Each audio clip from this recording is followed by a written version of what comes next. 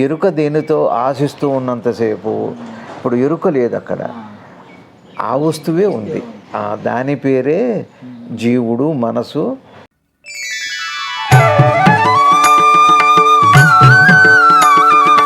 ఎరుక ప్లస్ విషయము is equal to మనసు. ఎరుక మైనస్ విషయము ఈజ్ ఈక్వల్ టు జ్ఞానం అనండి, ఎరుక అనండి, శుద్ధ మనసు అనండి, ఆత్మ అనండి, పరమాత్మ అనండి.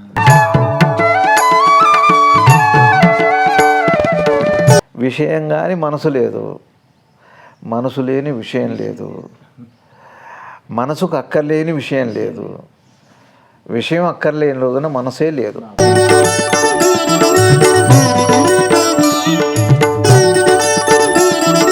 మూల క్రియాత్మకమైన వస్తువు ఏది అంటే మామూలు మాటల్లో మనసు. మనసు ఎందువల్ల అయింది? దేహ సంపర్కంతో అయింది. దేహ సంపర్కం ఎప్పుడు వచ్చింది? మెలకు వచ్చాక వచ్చింది. మెలకుకు ముందే ఉందో చూడు, విషయమంతా స్పష్టమే. ఇది ఒక అద్భుతమైన భగవాను ఒక జ్ఞానయోగాన్ని, జ్ఞాన గుళికని మనకు అందించారు. ఇది జీవన యోగము. శ్రీరామ్ జయ రామ్ జయ జయ రామ. ఓం శ్రీ శివానంద గురుభ్యో నమః. శ్రీ ఆంజనేయ పరబ్రహ్మణే నమః. ఆత్మబంధువులు, ఆత్మస్వరూపులైన అందరికీ నమస్కారం. వసుదేవసుతం దేవం కంసచారూణమర్దనం దేవకీ పరమానందం కృష్ణం వందే జగద్గురుం. శ్రీకృష్ణ పరమాత్మలు వారి పాదపద్మాలకి ప్రణమిల్లుతూ ఓం నమో భగవతే శ్రీరమణాయ. శ్రీరామ్ జయ రామ్ జయ జయ రామ. స్వామి నమస్తే. స్వామి నమస్తే. శ్రీ రమణ భగవాన్ వారికి ఒక భక్తుడు వచ్చి అడుగుతున్నాడు.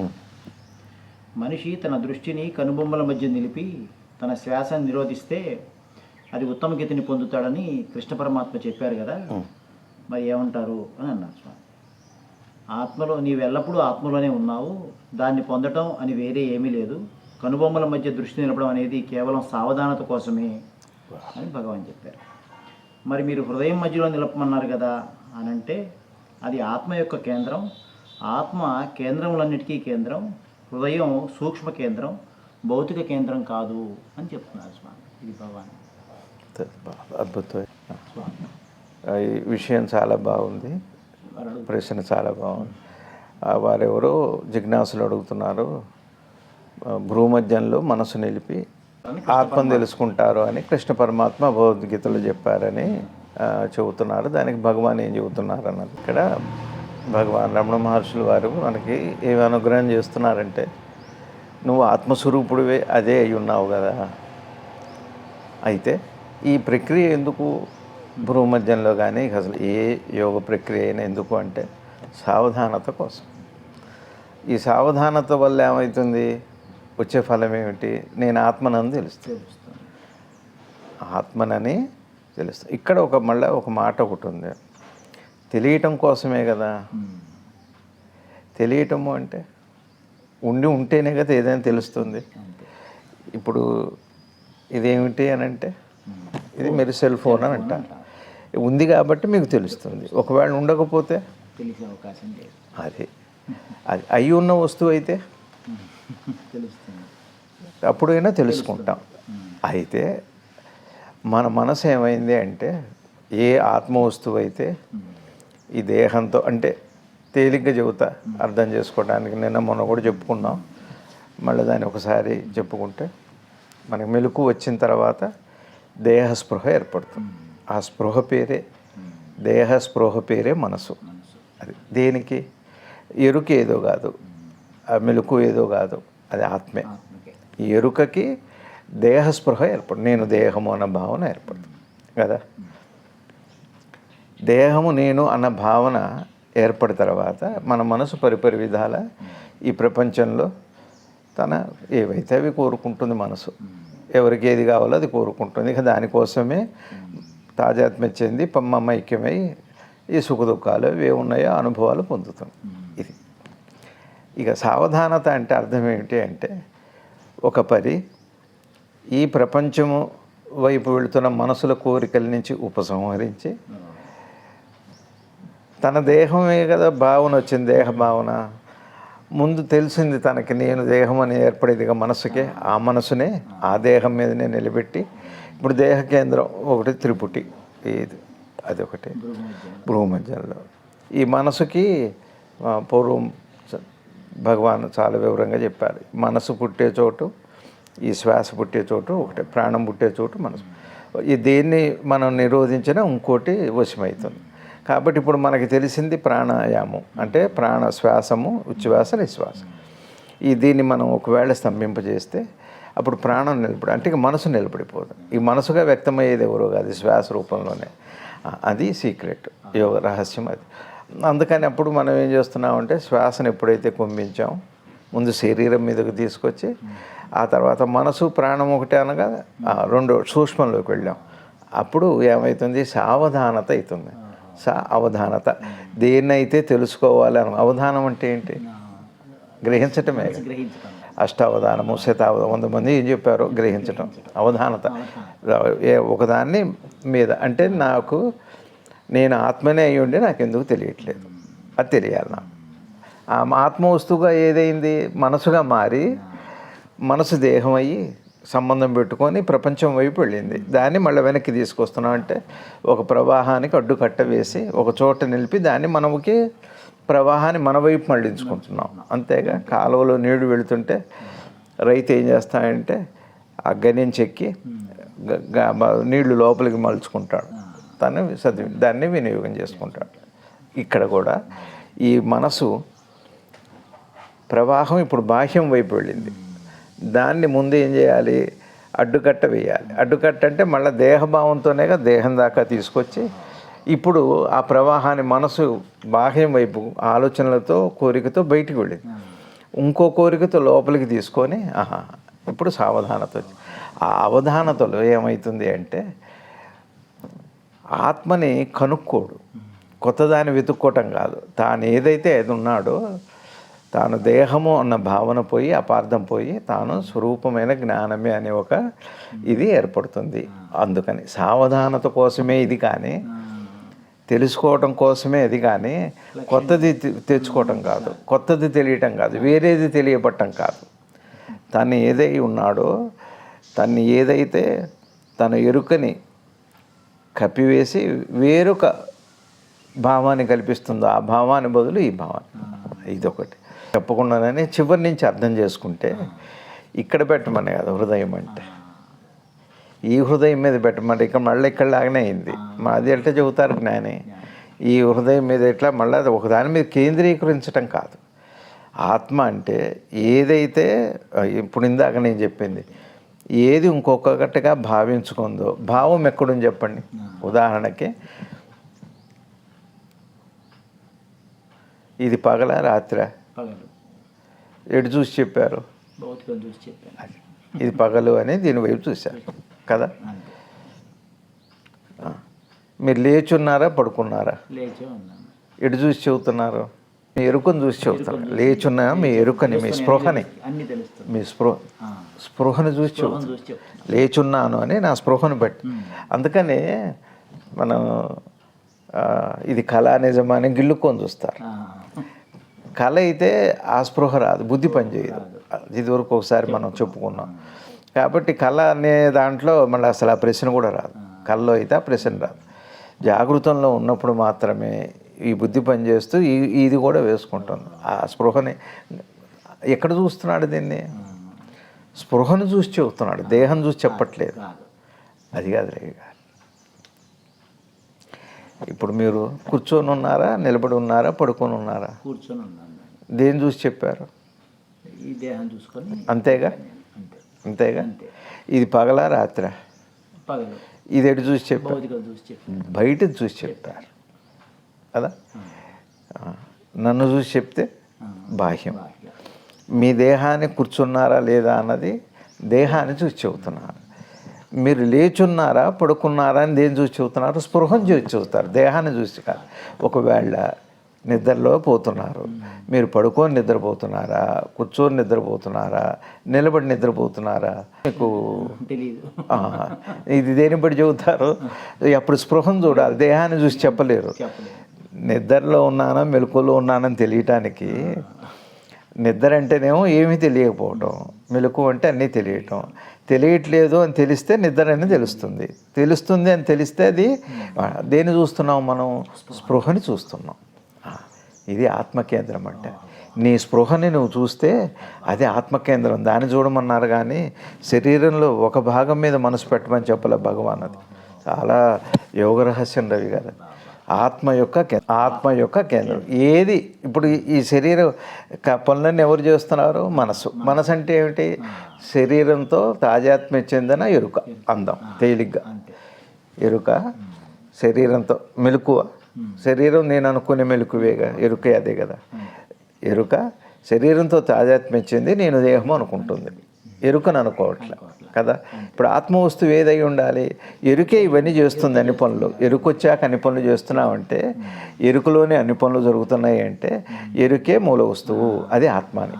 ఆత్మ అంటే ఏంటంటే ఏం లేదు. ఆత్మ అంటే సర్వక్రియాత్మకమైన క్రియాశక్తి. క్రియాశక్తే ఆత్మశక్తి. అమ్మవారికి పేర్లు ఉన్నాయిగా, ఇచ్ఛాశక్తి, క్రియాశక్తి, జ్ఞానశక్తి. ఆత్మకు కూడా పేర్లు ఏమిటంటే క్రియాశక్తి, ఇచ్ఛాశక్తి, జ్ఞానశక్తి. క్రియాశక్తి ఏదైతే ఉందో, క్రియాశక్తి దేనికి ఉంటుంది? అన్ని పనులకి ఎరుకు ఉండాలిగా. ఎరుకుంటేనే ఏ పనైనా చేస్తాం. జపం చేయాలన్నా ఎరుకుండాలి, యజ్ఞం చేయాలంటే ఎరుకుండాలి, విగ్రహారాధన చేయాలంటే ఎరుకుండాలి, సమస్త కర్మలకి ఎరుకు ఉండాలి. ఎరుకే క్రియాశక్తిగా, ఎరుకే క్రియాశక్తి. మీకు అర్థమవుతుందా? చూడండి, ఒక మాట చెబుతా. ఇదేంటిది? ఏమన్నా పిలిచారు, రమ్మని పిలుస్తాం, వెళ్ళమని చెప్పారు. ఒకటే చెయ్యి, పేర్లు మారుతున్నాయి. అర్థమైందా అండి?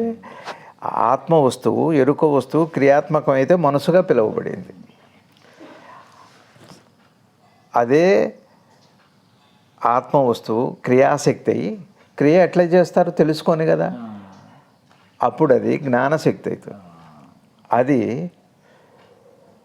ఎప్పుడైతే అటు ఇది చేయాలి అది చేయాలి అని నిర్ణయాత్మకం అయిపోతే అది ఇచ్ఛాశక్తి అవుతుంది. ఈ మూడు ఒకటే. ఎరుకలోని మూడు. ఇప్పుడు ఈ కెమెరా ఏం చేస్తుంది? నన్ను రికార్డ్ చేసుకుంటుంది, నా మాట రికార్డ్ చేస్తుంది, మొత్తం జరుగుతూనే ఉంది. అట్లా ముందు దాని ఇటు నన్ను తీసుకోవాలి, రికార్డ్ చేసుకోవాలి, మాట రికార్డ్ చేయాలి. అట్లానే ఇచ్ఛాశక్తి, క్రియాశక్తి. ఇప్పుడు ఆ కెమెరా ఉందనుకోండి, ఎటు తిప్పితే అది రికార్డ్ అయితే. ఇప్పుడు నన్ను రికార్డ్ చేస్తున్నారు, ఇచ్ఛాశక్తి లేదు దానికి, క్రియాశక్తి ఉంది, జ్ఞానశక్తి ఉంది. జ్ఞానశక్తి అంటే రికార్డ్ చేస్తున్నానని కూడా దానికి లేదు. ఇక మనసు అంటే ఇప్పుడు అటు తిప్పితే అది రికార్డ్ అయితే, ఇటు తిప్పితే ఇక్కడ అలా లేదు. ఆత్మ వస్తువుకి తనలోనే ఈ మూడు ఉన్నాయి. ఇచ్ఛాశక్తి ఉంది, క్రియాశక్తి ఉంది, జ్ఞానశక్తి ఉంది. జ్ఞానశక్తితో జ్ఞానంగా తెలుసుకోవచ్చు, ఆ జ్ఞానశక్తితోనే క్రియను తెలుసుకోవచ్చు, ఆ జ్ఞానశక్తితోనే ఇచ్ఛాశక్తిని కూడా తెలుసుకోవచ్చు. ఇంత అద్భుతంగా దాని పరిణామాలు ఉన్నాయి. ఇప్పుడు మనకి అర్థమైంది కదా. ఎరుక క్రియాత్మకమైనప్పుడు, క్రియాత్మకం ఎలా చేస్తుంది ఎరుక? ఈ దేహంతో కలిసి కదా. అప్పుడు తాజాత్మ చెందుతాం. నేను ఇది అనే ఒక అపార్థం ఏర్పడుతుంది. ఎలా? ఒక నాటకం వేసేవాడు ఇప్పుడు కృష్ణుడి పాత్ర వేస్తున్నాడు, తాను కాసేపు కృష్ణుడే అనుకుంటాడు. అట్లా పాత్రలో ప్రవేశిస్తాడు. దాన్ని ఏమంటారు? లీనమైపోతాడు. పాత్రధారి అవుతాడు. పాత్రని ధరిస్తున్నాడు అంటే ఆ పాత్రలో లయమైపోతాడు, ఏకమైపోతాడు. అట్లానే ఎరుక ఏమవుతుంది అంటే క్రియ ఎలా చేస్తారు? ఏదో ఒక వస్తువు కావాలి, స్థూలం. ఇగో ఈ స్థూలంతో పెట్టుకుంది, అప్పుడు ఒక తాజాత్మత వస్తుంది. సంబంధం తాత్కాలిక సంబంధం. కరెంటు ఫ్యాన్లో వెళ్ళినప్పుడు ఫ్యాన్ అంటున్నాం, ఫ్యాన్ లాగా పనిచేస్తుంది. దీనిలో ఉంటే ఆ రకమైన అట్లా అర్థమైందా? అప్పుడు మనసుగా పిలువబడి, ఇందాక ఇట్లా అన్నాను అంటే మనసుగా పిలువబడుతుంది. ఇట్లా అన్నా చెయ్యి, అట్లా అన్నా చెయ్యి. ఇప్పుడు చెయ్యి అనరు, ఇప్పుడు మీరు ఆ సంకేతాన్ని చూస్తున్నారు, దాన్ని అర్థం చేసుకొని మీరు క్రియ చేస్తారు. అట్లా ఇక్కడ జ్ఞాపకం పెట్టుకున్నప్పుడు, విశ్లేషణ చేసినప్పుడు బుద్ధి అయింది ఆ ఎరుకే. దాన్ని లోపల ముద్ర పెట్టుకొని జ్ఞాపకం అయింది, చిత్తం అవుతుంది. అందుకనే మనసు, బుద్ధి, చిత్తము, అహంకారము ఇవన్నీ వేరేది కాదు, మనసే లేదా ఆ ఎరుకే లేదా అదే జీవుడు అని భగవాన్ చాలా స్పష్టంగా చెబుతున్నారు. కాబట్టి ఎరుకే ఇన్నిగా పిలువకూడదు పేర్లు. ఎరుకే జీవుడు, ఎరుకే మనసు, ఇక అన్నీ ఏ పేరు నేను నేను అనేది కూడా ఎందుకు ఎరుకుంటుంది? దేహం కాకుండా. ఇప్పుడు మీకు ఎరుకుందా రవి గారు? ఉందా? ఇప్పుడు మీరు నిద్రపోతే ఎరుకుంటుందా? ఎరుక లేదా ఇప్పుడు మీ శరీరంలో? ఉంది కానీ క్రియాత్మకంగా లేదు. ఇప్పుడు నేను అనాలంటే ఎట్లా అంటుంది అది? మీ పేరు తెలియాలి, నాకు మీరు ఎవరో తెలియాలి, మీ ఇదంతా తెలియాలి అంటే ఇదంతా ఎవరు చెప్పాలి? మీ ఎరుకలో ఉన్న జ్ఞాపకం ద్వారా మీ ఎరుకే చెప్పాలి కదా. ఎరుక జ్ఞాపకాన్ని ఉపయోగం చెప్పాలి. దేని ద్వారా చెబుతుంది? శరీరం అప్పుడు దీంతో కలిసినప్పుడు నేను ఉంటుంది, క్రియాత్మకమై దీంతో కలిసినప్పుడు తాజాత్మ్య చెంది నేను ఉంటుంది. ప్రశ్నించుకునేది ఏమిటంటే తాజాత్మ్యత వల్ల నేను. అందుకని భగవాను ఆత్మ అని అంటే క్రియాశక్తి ఏదైతే ఉందో దానికి ఆత్మ అని పేరు. దానికి ఆత్మరాది అని అంటారు. అంటే అది మూలము. అందుకే ఇక్కడ భగవాన్ ఏమన్నారు? దేహ సంబంధంలో దేహంలో ఉన్న ఒక కేంద్రం కాదు, ఏదైతే ఇన్ని పనులు ఈ శరీరంలో ఉండి సర్వ సృష్టిలో ఏది అయితే క్రియాత్మకమై క్రియాశక్తి చేస్తుందో అది ఆత్మ. అంటే ఆత్మకేంద్రం. అది అక్కడ దాకా వెళితేనేమో విరాట్ పురుషుడు అర్థమవుతాడు, ఇక్కడైతే జీవుడు అర్థమవుతాడు. జీవుడిని అర్థం చేసుకునే ప్రయత్నంలో విరాట్ పురుషుడు, ఈ పురుషుని అర్థం చేసుకుంటే విరాట్ పురుషుడు కూడా అర్థమవుతాడు. ఇదే ప్రాసెస్. ఇక్కడ ఎంత స్పష్టంగా, ఇది చాలా అద్భుతమైన ప్రశ్న మరి అడిగింది. భగవాన్ చెబుతుంది కూడా, యోగము అంటే భ్రూమధ్యమము అంటే ఇక్కడే, ఇది ఇక్కడే ఆజ్ఞాచక్రం అంటారు. ఆజ్ఞ అంటే ప్రజ్ఞ అంటే మూలమే, అక్కడ పెట్టడమే. మూలంలో అంటే ఒక దేహంలో ఇక్కడ హృదయంలో పెట్టడం అంటే అక్కడ పెట్టినట్టే, ఇక్కడ కూడా అంటే అక్కడ కేంద్రీకరించాలి. ఇక్కడ త్రిపుటి ఏమిటి అంటే, అక్కడ మూలం ఏమిటి అంటే మనసు ఉంది కదా, ఇచ్ఛాశక్తి, క్రియాశక్తి, జ్ఞానశక్తి ఉన్నాయి కదా, అదే త్రిపుటి అంటే. అదే ఆజ్ఞాచక్రం. అంటే మళ్ళీ ఆత్మలో పెట్టమని తత్వపరంగా తీసుకుంటే అలా. అంటే దీని అర్థం ఏమిటి అంటే, ఇక్కడ భగవాన్ చెప్పిన ఇదిలో మీరు బాహ్యంలో పెడుతున్నారు అంటే సావధానత కోసం. అంటే సావధానత అంటే మనసు ఇప్పుడు ఏమైంది? ఎరుక దేహంతో కలిసి దేహం అయిందండి.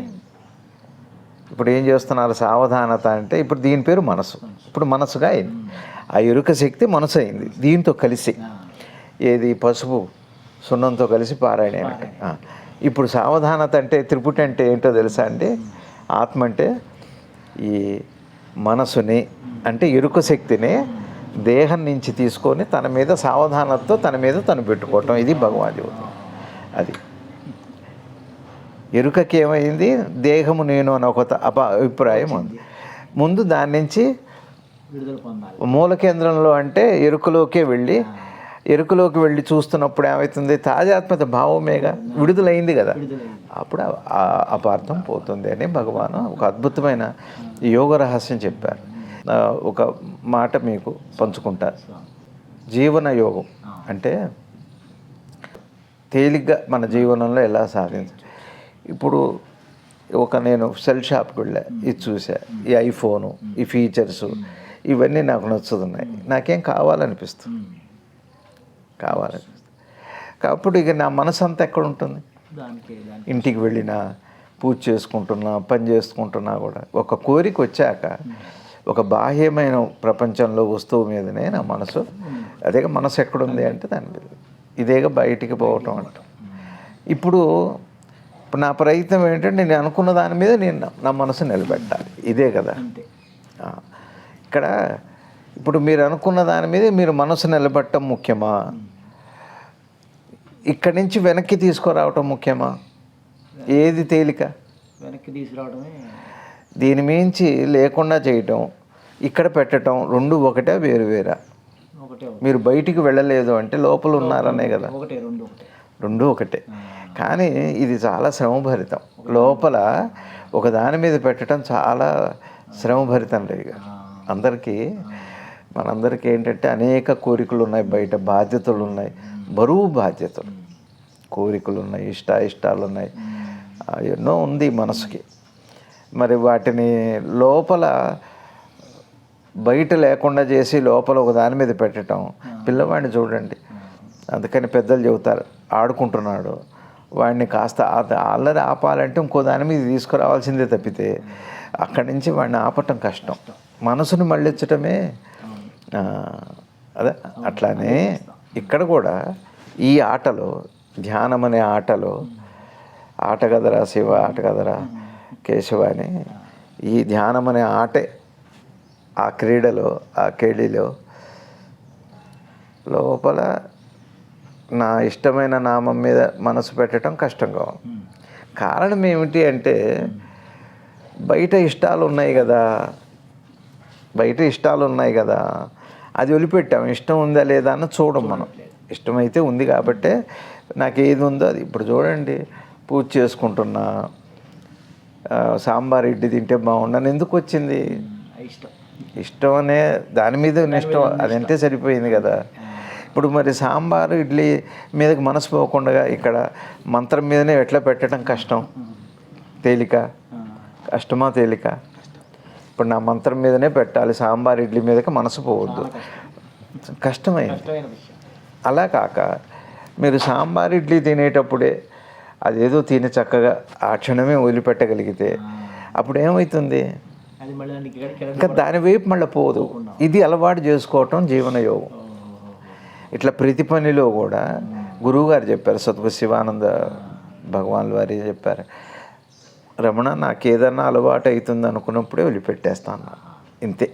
మనం రోజువారీ జీవితంలో మనకు కోరిక వస్తుండగానే సరే అదేదో అనుభవిస్తాం, జీవనం ఉందిగా, తినొద్దని చెప్పట్లా. అందుకనే బుద్ధుడు దాంట్లో కూడా వాళ్ళ పద్ధతుల విధానంలో కూడా అదే, తినేటప్పుడు బాగా తిను, ఇష్టంగా తిను, ఆ క్షణమే దాన్ని వదిలిపెట్టి, ఆ క్షణమే వదిలిపెట్టడం అలవాటైతే మీరు ఒక పని చేస్తూ వదిలిపెట్టే ఒక సంఘర్షణ ఉండదు. అర్థమైందని అనుకుంటున్నాను. వదిలేయగలిగితే ఇది జీవన యోగంలో ఇదొకటి. అట్లానే ప్రతిదీ కూడా ఇంకా పెద్ద పెద్ద మాటలు ఏం అక్కర్లేదు. తినేటప్పుడు తినటం, ఇంకా మళ్ళీ దాన్ని అడగకపో, ఇంకా మళ్ళీ దాని మీద ధ్యాస అట్లా అలవాటు చేసుకుంటుంటే, చిన్న చిన్నగా అలవాటు చేసుకుంటాం. ఒకసారి వస్తుందని కదా నా ఉద్దేశం.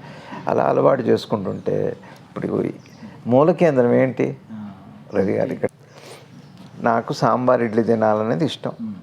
ఇంకా దేవుడి మీద రాదు, నేనెవరో మీద కూడా రాదు. ఇక అట్లనే ప్రపంచంలో అనేకం కదా. ఇప్పుడు మనసు, నా మనసు ఏం కోరుతుంది? సాంబార్ ఇడ్లీని కోరుతుంది. ఇక్కడ మనసు అంటే ఏంటో తెలుసా అండి? పదే పదే ఎరుక సాంబార్ ఇడ్లీ వైపు కోరుకుంటూ ఉండటం. ఎరుకలో సాంబార్ ఇడ్లీతో సంపర్కమే మనసుగా పిలువబడదు. ఎరుక ఏంటి? ఎరుక యొక్క లక్షణం ఏంటి? ఏమీ లేవు దానికి ఏ కోరిక లేదు. అయిందండి. ఎరుక శరీరంతో కలిసింది. శరీరానికి సంబంధించినవి ఇవన్నీ ఇక్కడ పెరిగిన తర్వాత అన్నీ కోరికలు, అలవాట్లు వచ్చినాయి. అయిందా? నాకు సాంబార్ ఇడ్లీ, చింతకాయ పచ్చడి ఇష్టమైంది కదా. ఎరుక ఏమైంది? ఇప్పుడు దేహంతో కలిసిన తర్వాత మనసుగా పిలువబడదన్నాగా ఇక దేహాత్మభావం వదిలిపెట్టాను. ఇప్పుడు నాకు సాంబార్ ఇడ్లీ రోజు ఏది కోరిక ఉందో దాని మీద పోతుంది. ప్రాపంచికం అనుకోండి. అంటే ఇప్పుడు మనసు అంటే ఏంటి? అంటే ఎరుకలో ఉన్న ఏ ముద్ర అయితే ఉందో, ఏ ఆశ ఏది ఆశిస్తుందో ఉందా కోరిక. అంటే ఇప్పుడు ఎరుక ఏం చేసింది చెప్పండి? ఇప్పుడు మీరు మెలకు వచ్చిందా రవి గారు? కొద్దిగా విశ్లేషణ చేస్తాం. ఇప్పుడు మనకు మెలకు వచ్చిందా? మీకు మెలకు వచ్చిందా? అయిందా? ఇంకా దేహాత్మ భావన అన్నీ వదిలిపెట్టండి. ఇప్పుడు మీరు ఎరుకని కూడా వదిలిపెట్టండి. ఏం కోరుకుంటున్నారు ఇవాళ? కాఫీ కావాలి. నిత్యకృత్యాల్లో అందరికి ఇష్టమైన కాఫీనో టీనో. అయిందా? మిల్క్ వచ్చాక మీరు అడుగుతున్నారు ఇక మెలకువనే తీసుకోండి, తేలిగ్గా మెలకువ అనే పదాన్ని తీసుకోండి. ఇప్పుడు మీ మెలకువ దేంతో జోడించి ఉంది? ఇప్పుడు కాఫీతో జోడించబడి, దీని పేరే మనసు అంటే. ఎరుక ఏమైందంటే, మెలకువ ఏమైందంటే కాఫీతో, అట్లా కోరికతో ఏది ఉంటే అది. ఇప్పుడు ఎరుక స్థానంలో ఏముంది అంటే, దాని స్వరూపమైన స్వచ్ఛతలో ఒకానొక రూపనామాలతో కూడిన ఒక దేన్నో ఆశిస్తుంది. ఎరుక దేన్నో ఆశిస్తే, ఎరుక దేనితో ఆశిస్తూ ఉన్నంతసేపు ఇప్పుడు ఎరుక లేదు అక్కడ, ఆ వస్తువే ఉంది. దాని పేరే జీవుడు, మనసు, అంతే. దాని పేరే దేహాత్మ భావన అనండి. లేకపోతే ఇంకా దేహాత్మ భావనే ఉంది. దేహం తాలూకానే కదా, దేహం తెలిసాకేగా ఇవన్నీ. ఇంకా దేహం అనే పదం తీసేయండి. ఇప్పుడు అందుకనే రామాయణంలో కూడా ఆంజనేయ స్వామి చెబుతారు కదా, అమ్మవారిని చూసి వచ్చాక రాముల వారి దగ్గరికి వెళ్ళగానే మాట్లాడే విధానంలో ఒక స్వామికే తెలుసు అంటారు. ఒక నవవ్యాకరణ పండితుడు, సకల వేద పారంగతుడైన స్వామి మాట చూచితి సీతను అన్నట్టు. అంతేగా, ఒక్కసారి ఇక మిగిలినవి తర్వాత, ఇన్ఫర్మేషన్ అంతా తర్వాత, ఒక్కటే మాట, చూచితి సీతను, అమ్మను చూశాను నాకు. ఇంకా రాముల వారికి ఏమైంది ఏమిటి ఇప్పుడు అట్టగా మరి అసలు ఏమైందంటే అని మొదలుపెట్టారు అనుకోండి, మీ మనసు పరిపరి శంకిస్తుంది, ఉందా పోయిందా ఏమై. ఇప్పుడు మనం అందుకనే మరి ఏమైందని అంటాం. అలాగే మనం అందుకని ఏ పేరు చెప్పకుండా చాలా మాటలు చెబుతాం. పేరు చెప్పి ఇదేంటే వాడికి వెతుకులాట ఉండదు. అసలు ఏమైంది చెప్పరా అంటారు. మనం రోజు నిత్య జీవితంలో అసలు మాటలతో ఎన్ని ఆందోళనకు గురవుతాం. సరే, విషయంలో ఆందోళన తర్వాత, మాటలతో స్పష్టత లేకనే బోల్డ్ ఆందోళనలు వస్తున్నాయి మనకి. అందుకే మాట చాలా విశేషం. అట్లానే మెలకు వచ్చిన తర్వాత ఇక దేహం ఏముంది, ఏం కావాలో దానికి ఏం కోరికలు ఉన్నాయో ఆ మనసు. ఇక ఇప్పుడు మనసు అని ఎందుకన్నామంటే, ఎరుక దేహంతో తాజాపిత అయిపోయింది, ఫస్ట్ స్టెప్ అయిపోయింది. ఇక దేహాత్మ భావన పదంది ఇక కోరికని పెట్టాం. కోరికని మనసు ఎందుకన్నామంటే, ఎరుకలో ఏది ఉందో దాని పేరు మనసు. ఎరుకకి ఏమని చెప్పండి, ఇప్పుడు ఎరుకకి మంచి మైసూర్ బోండా తినాలని ఉందనుకోండి, ఎరుకలో ఇప్పుడు ఏముంది, ఎరుక మైసూర్ బోండాగా ఉంది, దాని పేరే జీవుడు, దాని పేరే మనసు. మనసు అంటే ఇంకేం లేదు. ఎరుకకి ఒక విషయంతో సంబంధము సంపర్కము ఏర్పడి అదిగా ఉన్నప్పుడు దాని పేరు అది అవుతుంది. అప్పుడు మనసు అని అంటున్నాం. మనసు అంటూ ఏం లేదు. ఎరుకలో విషయం ఉంటే మనసు, ఎరుక ప్లస్ విషయము ఈజ్ ఈక్వల్ టు మనసు, ఎరుక మైనస్ విషయము ఈజ్ ఈక్వల్ టు జ్ఞానం అనండి, ఎరుక అనండి, శుద్ధ మనసు అనండి, ఆత్మ అనండి, పరమాత్మ అనండి. అంతే. ఇప్పుడు మనకేమైంది, మెలకువ ప్లస్ విషయం ఉంది. రోజంతా జీవితం ఏమిటి, జీవితము అంటే రోజువారీ జీవితం ఏంటి, ఎరుక ఎరుక అంటే మెలకువ, consciousness plus awareness of something అన్నమాట. దేనికి సంబంధించిందో ఎరుక ప్లస్ విషయం, ఇంతేగా జీవితం. ఒక్కొక్కడికి వైవిధ్యం, ఎవరి ఎరుకలో ఏముందో అదే విషయం, దాని పేరు మనసు. ఎరుక ప్లస్ విషయం ఈజ్ ఈక్వల్ టు మనసు. ఇక మనసు అంటూ లేదు. అందుకనే భగవాను మనసు ఉందేమో చూడు, విషయం కాక మనసు అంటూ లేదు.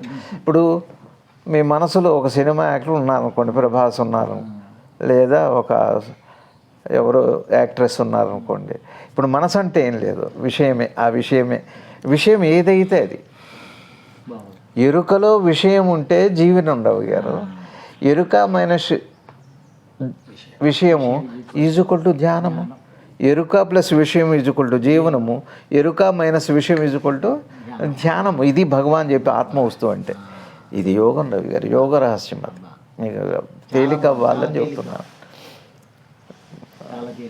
అర్థమవుతుంది. ఇప్పుడు నా ఎరుక ఏమైంది, ఈ రోజు ఏముందో దాంతో ఉంది, విషయంతోనే ఉంది. ఇక ఇంకేముంది మనకి, మెలకు అంతా విషయంతో. దాని పేరే మనసు అంటే. విషయం కానీ మనసు లేదు. విషయం కానీ మనసు లేదు, మనసు లేని విషయం లేదు, మనసుకు అక్కర్లేని విషయం లేదు, విషయం అక్కర్లేని రోజున మనసే లేదు. ఇంతే సూత్రం. ఇదే వేదాంతం. శూన్యం నుంచి వచ్చింది మళ్ళీ చెప్పలేదు నేను, అయిపోయింది. ఇప్పుడు ఏ తేలిగ్గా ఈ రోజున మనం ఏం చేసాము అంటే, మెలకు వచ్చిందంటే ఎరుక వచ్చింది అనుకో. ఎరుక రోజంతా మన పడుకునేంత వరకు విషయంతో, ఆ విషయమే మనసు. ఏది ఉంటే అది విషయం, ఏమింటే అది విషయం, కానీ మనసు లేదు. మనసు లేదు, అంతే. విషయం అక్కర్లేని రోజు మనసే లేదు. ఇప్పుడు విషయాలు ఎక్కడున్నాయి? లోనే ఉంది. ఎరుకలో ఉన్నాయి. ఇప్పుడు దాని పేరు ఏం పేరు? మనసే. మనసుందేమో చూడు అన్నారు భగవాన్. నేనెవరో చూడంటే, నేను అంటే ప్రశ్నించేది ఎవరు? మనసు, మనసే. ప్రశ్నించేది ఎవరు? మనసే. మనసే ప్రశ్న. మనసు అంటే ఏంటి? విషయం. విషయంలో తాదాత్మ్యత వల్ల మీకు ఆ ప్రశ్న వచ్చింది. విషయాన్ని చూసి ప్రశ్నిస్తున్నారు. విషయం లేకపోతే మీకు ఆ ప్రశ్నే రావట్లేదు. నిద్రలో విషయాలు లేవు, ప్రశ్న లేదు, సమాధానం అవసరమే లేదు. ఇది సాధన. ఇది భగవాన్ ఇవాళ ఒక అద్భుతమైన బోధని దేహం మీద పెట్టుకున్నా. అది సావధానత కోసమే, వద్దని చెప్పట్లేదు, మంచిదా చెడ్డా అని చెప్పట్లే. నీకు అవసరమైతే చేసుకో, కానీ మూలమైన డైరెక్ట్గా అంటే మనసుగా మారిన ఎరుక గురించి సూటిగా చూడు. ఎరుకను అర్థం చేసుకో, ఎరుకని ప్రశ్నించు. ఎరుకను ప్రశ్నిస్తున్న మనసు ఎవరు చూడు. చూస్తే అక్కడ ఏది లేదు, అంతా పోతుంది. ఇది అంటే అక్కడ నువ్వు దీన్ని చూసినా, మళ్ళీ దేహంలో ఆత్మని ఒక కేంద్రం పెట్టుకొని చూసినా రెండు సమయమే. అది కాదు. మూల క్రియాత్మకమైన వస్తువు ఏది అంటే మామూలు మాటల్లో మనసు ఎందువల్ల అయింది? దేహ సంపర్కంతో అయింది. దేహ సంపర్కం ఎప్పుడు వచ్చింది? మెలకు వచ్చాక వచ్చింది. మెలకుకు ముందే ఉందో చూడు, విషయమంతా స్పష్టమే. ఇది ఒక అద్భుతమైన భగవాన్ ఒక జ్ఞానయోగాన్ని, జ్ఞాన గుళికని మనకు అందించారు. ఇది జీవన యోగము. ఇవాళ నేను అందుకే ఏం చెబుతున్నానంటే, అందరికీ చెబుతుంది, తేలిక సాధన ఏమిటి అంటే మన సంప్రదాయంలో ఉన్న పూజలు, విగ్రహారాధనలు, నామస్మరణలు, ఇది గురువు సన్నిధిలో సాధ్యమవుతుంది. గురువు సన్నిధిలో ఏమవుతుందంటే విషయ స్పర్శ తగ్గుతుంది, స్వస్పర్శ ఎక్కువవుతుంది. ఇది గురువు సన్నిధిలో జరిగేది. భగవాన్ సన్నిధిలో, గురువు సన్నిధిలో అదే జరుగుతుంది. ఏమిటి సాధన అంటే ఇవన్నీ చేసుకుంటూ, మన సంప్రదాయం సంస్కృతులు ఉంటూ, దేశభక్తి కలిగి ఉంటూ, అంతా చేస్తూ ఎరుక విషయాల్లో నుంచి ఎంత మీరు రోజువారీలో తగ్గిస్తున్నారు. అందుకనే భగవాన్ ఎక్కడో చెప్పారు, విషయము. విషయి పోయినప్పుడు విషయాలే లేవు, విషయాలు లేనప్పుడు విషయి లేడు. కాబట్టి విషయ సంపర్కము, సంబంధము మనసుకి ఎంత అర్థమైతే అదే ఆత్మ యొక్క దృష్టి అని శ్రీ భగవాన్ వారు మనకు అనుగ్రహం చేశారు. భగవాన్ రమణ మహర్షులు వారి ప్రణమిల్లుతూ ఓం నమో భగవతే శ్రీ రమణాయ, ఓం నమో భగవతే శ్రీ శివానందాయ. భారత్ మాతాకు జై.